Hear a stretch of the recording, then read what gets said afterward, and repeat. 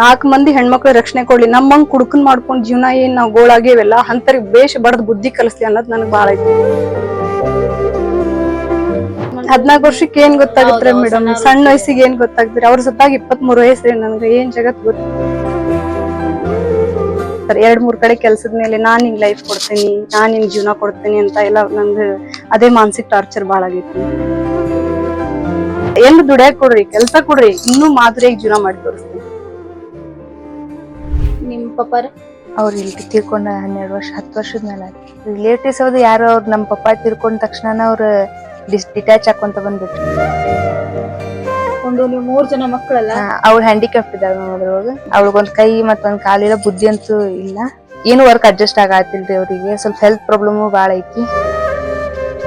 ನನಗೆ ಎಷ್ಟು ಅನ್ಯಾಯ ಮಾಡ್ಯಾರಂದ್ರೆ ನಮ್ಮ ಜೀವನ ಇಟ್ಕೊಬಲ್ಲ ಆ ಲೆವೆಲ್ ಬಿಟ್ಟಿರ್ತಾರೆ ಎಲ್ಲರೂ. ಗಂಡನ ಮನೆಯವ್ರು ನರ ರಾಕ್ಷಸ ನನ್ನ ಜೀವನ ತಗೊಂಡ್ಬಿಟ್ಟಿದ್ದಾರೆ.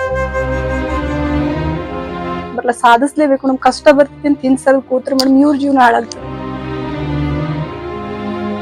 ಫೋನ್ಯಾಗ ಮಾತಾಡಿ ಅವ್ರ ಮಕ ನೋಡಿಲ್ಲ, ಅವ್ರ ಡೈರೆಕ್ಟ್ ಭೇಟಿಗಿಲ್ಲ, ಏನಿಲ್ರಿ. ನಮ್ ಪಾಪ ಸುಳ್ಳ ಅನ್ಬಾರ್ದ್ರಿದ್ದಿ. ಅವ್ರಿಗೆ ಫೋನ್ ಮಾಡಿ 20 ಸೆಕೆಂಡ್ನಾಗ ಫೋನ್ ಬಂದೈತ್ರಿ ನಂಗೆ ವಾಪಸ್ ಈ ಸರ್ ಕಡೆಯಿಂದ. ನಾನು ಫೋನ್ ಇಟ್ಟಿಂದ 1 ನಿಮಿಷಕ್ಕೆ ಫೋನ್ ಬಂದಿದ್ದಕ್ಕೆ ಮತ್ತೆ ಪಾಪ ಸರ್ ಫೋನ್ ಮಾಡಿ ನೆನಪು ಮಾಡಿ ನಮ್ಗೆ ಮೆಸೇಜ್ ಹಾಕ್ಯಾರ. ತುಂಬಾ ಆದ್ರೆ ಅವ್ರದ್ದು ಸಮಾಜ ಸೇವೆ ಮೆಚ್ಚಬೇಕಾಗಿದೆ ಮೇಡಮ್. ತುಂಬಾ ಚೆನ್ನಾಗಿ ಮಾಡ್ತಾ ಇದಾರೆ, ತುಂಬಾ ಒಳ್ಳೆ ನಮ್ಗೆ ಹೆಲ್ಪ್ ಮಾಡ್ತಾ ಇದಾರೆ ಅಂತ ಹೇಳ್ತಾ ಇಲ್ಲ, ಬಟ್ ನಾನೇ ಎಲ್ಲಾ ಕಡೆ ನೋಡ್ತಾ ಇದೀನಿ, ತುಂಬಾ ಚೆನ್ನಾಗಿ ಮಾಡ್ತಾ ಇದಾರೆ. ಓ ಸಂತೋಷ್ ಸರ್ ನಿಜವಾಗ್ಲೂ ಅವ್ರು ಇವತ್ತಿನ ಕಲಿಯುಗದ ಕರೋಣ